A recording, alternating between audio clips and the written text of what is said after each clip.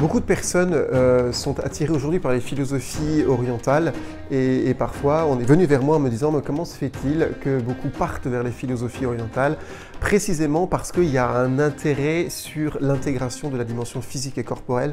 Est-ce qu'on ne pourrait pas inventer quelque chose, m'a-t-on dit?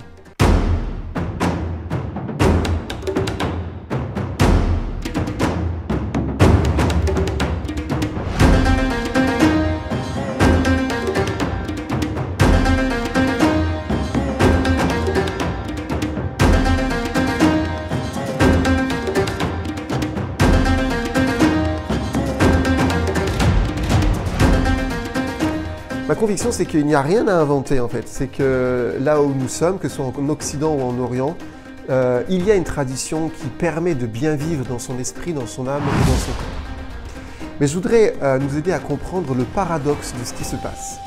Nous avons d'un côté l'Orient, les philosophies. Donc quand je parle de l'Orient, ce sont les philosophies orientales marquées par l'hindouisme, le bouddhisme et toutes ces philosophies-là. Celles-ci intègrent dans le quotidien et dans la dimension spirituelle, dans l'exercice spirituel ou l'exercice mental, la dimension physique avec la respiration, parfois avec des postures physiques. Et c'est ce qui attire profondément les Occidentaux parce que nous sommes un peu écartelés, nous au contraire, parce qu'on met le mental d'un côté, le physique de l'autre et la dimension spirituelle de l'autre. A l'inverse, ces philosophies orientales permettent d'intégrer le tout. Le paradoxe, c'est que ces philosophies orientales, anthropologiquement, en fait, déclarent qu'après la mort, on se détache du corps et parfois même on est capable d'intégrer un autre corps, que ce soit humain ou même animal.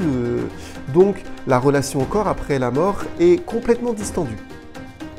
A l'inverse, pour les traditions occidentales marquées par le christianisme, eh bien, vous avez un rapport au corps qui, dans le quotidien, est quand même pas très bien intégré, voire très mal intégré.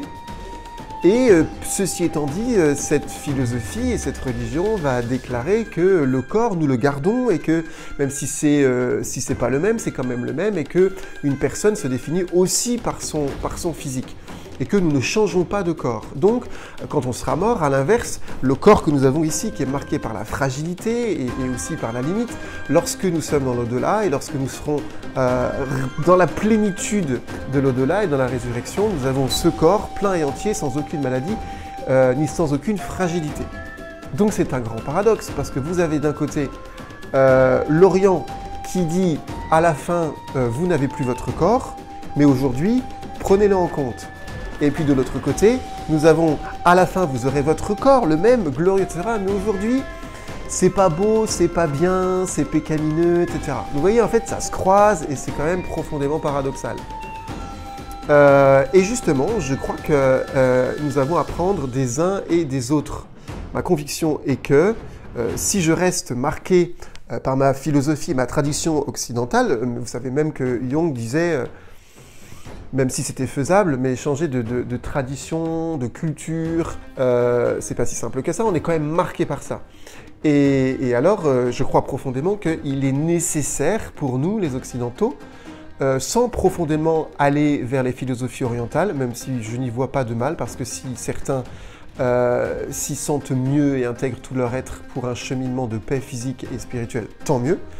Mais si j'ai pas envie de le faire, que je sache qu'en fait, il y a aussi une façon d'intégrer, et c'est nécessaire, si je crois que ce corps que j'ai va traverser la mort et l'au-delà, eh bien c'est nécessaire que j'intègre la bienveillance de ce corps, de cette dimension physique que j'ai, que je l'appréhende comme étant un cadeau, que je l'appréhende comme étant aussi ce temple et ce véhicule que j'ai et qui va m'accompagner et qui est aussi celui qui est un ami parce que c'est pas simplement quelque chose que je dois me trimballer, que je dois subir, mais il me donne des signaux, il me donne des signaux émotionnels, il me donne des signaux mentaux, le corps parle et me dit quelque chose et c'est nécessaire que j'apprenne à l'écouter, que j'apprenne à prendre en compte les signaux qu'il me donne qui souvent sont en lien aussi avec mon inconscient, avec mon mental et pourquoi pas aussi avec ma dimension spirituelle. Donc, pour moi, j'ai envie de souhaiter cela pour cette nouvelle année, c'est que chacun puisse ressaisir ce cadeau plein et entier de son humanité, c'est-à-dire sa dimension spirituelle, invisible, puissante, universelle, éternelle, sa dimension d'âme mentale, c'est-à-dire la gestion de ses émotions, de ses perceptions, de ses idées, et puis aussi la dimension de son corps, sachant que nous ne vivons pas avec cela comme des tranches de saucisson, c'est-à-dire une part à côté d'une autre, mais que les unes et les autres se complètent et même s'interconnectent. Donc, mon souhait, vivez unifié, cherchez l'unification de votre être, et nous ne pouvons pas atteindre l'unification de notre être si nous n'exerçons pas, en fait, à améliorer et à intégrer ces dimensions. Exercices spirituels, exercices mentaux et exercices physiques.